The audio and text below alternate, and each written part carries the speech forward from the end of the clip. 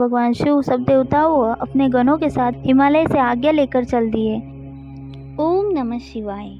आस्था सागर YouTube channel में आपका स्वागत है। रुद्र संहिता का तृतीय खंड का अध्याय 53वां, बारात का ठहरने का और हिमालय की बारात को विदा करने का दोनों ही वर्णन इस अध्याय में किए गए हैं।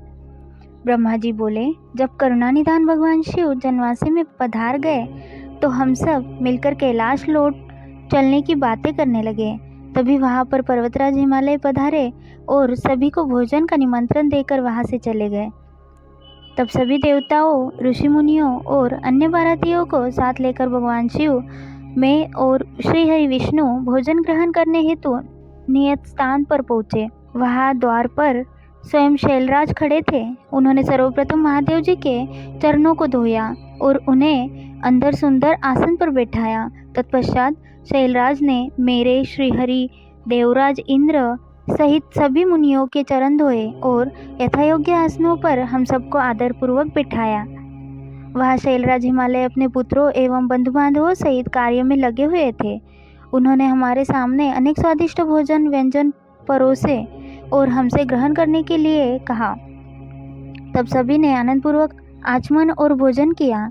तब गिरिराज बोले, हे देवेश्वर, आपके दर्शनों से हम आनंदित हुए हैं। आपसे एक प्रार्थना करते हैं कि आप बारातियों के साथ कुछ दिन और निवास करें। इस प्रकार शैलराज भगवान शिव के कुछ दिन और रुकने का आग्रह करने लगे।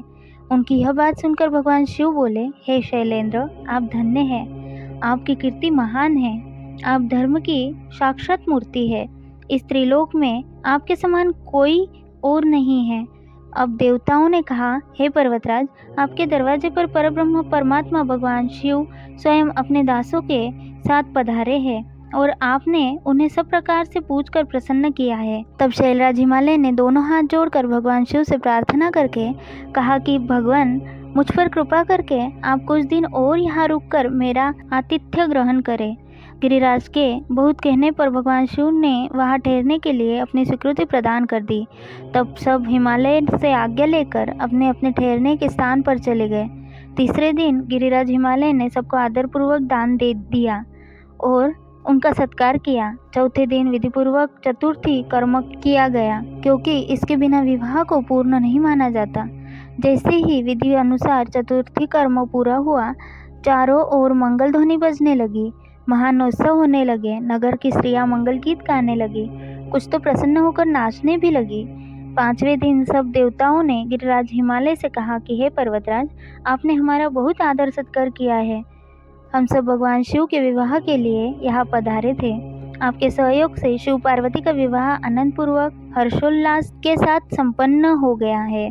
अतः अब आप हमें यहाँ से जाने की आज्ञा प्रदान करें। परंतु गिरिराज हिमालय स्नेहपूर्वक बोले, हे भगवान शिव, ब्रह्मा जी, श्री हरि विष्णु, देवराज इंद्र अपनी प्रिय पुत्री पार्वती के कठिन तप के कारण ही आज मुझे यह सौभाग्य प्राप्त हुआ है कि जगत के कर्ता, पालक, संहारक सहित सभी देवता और महान ऋषि मुनि एक साथ मेरे घर की शोभा बढ़ाने आए हैं। आप सबकी एक साथ सेवा करने का जो शुभ अवसर मुझे प्राप्त हुआ है, उसका पूरा आनंद आप मुझे उठाने दीजिए।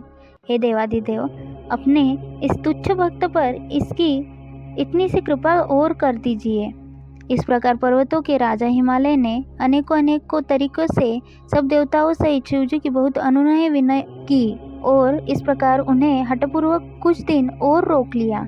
हिमालय ने सबका बहुत सेवा सत्कार किया। उन्होंने सभी का विशेष ख्याल रखा। सभी की आवश्यकताओं का पूरा ध्यान रखा जाता। शैलराज ने देवताओं के लिए हर संभव सुविधा उपलब्ध कराई। इस प्रकार खूब आदर सत्कार करके सबका मन जीत लिया। जब बहुत दिन बीत गए, तब देवताओं ने शैलराज हिमालय के पास सप्तऋषियों को भेजा ताकि वे देवी मैनक और उनके पति पर्वतराज हिमालय को बारात विदा करने के लिए तैयार करें।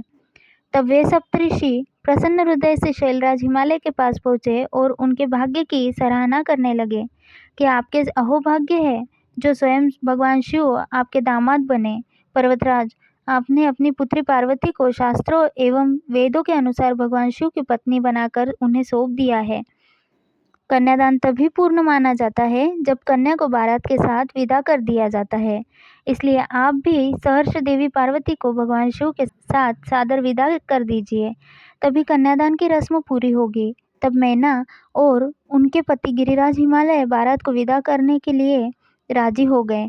जब भगवान शिव और सभी देवता और ऋषि मुनि विदा लेकर कैलाश पर्वत की ओर चलने लगे, तब देवी मैना जोर जोर से रोने लगी और बोली, हे कृपा निधान भगवान शिव, मेरी पुत्री पार्वती का ध्यान रखिएगा। मेरी पुत्री आपकी परम भक्त है।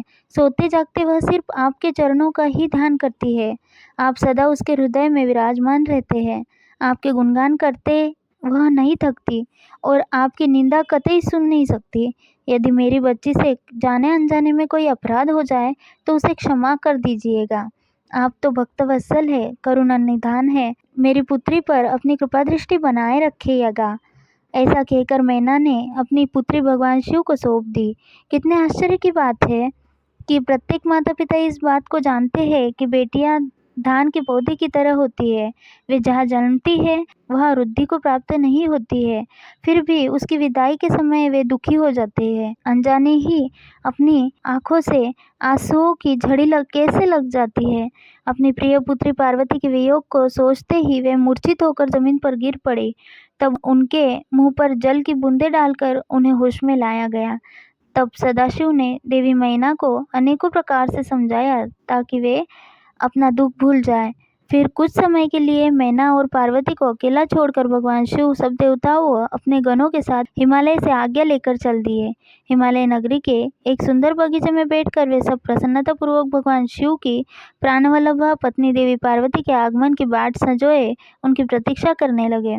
वे शिवगण प्रसन्नतापूर्वक प्रभु महादेव जी की जय जयकार कर रहे थे। इसके आगे की कथा हम अगले अध्याय में सुनेंगे।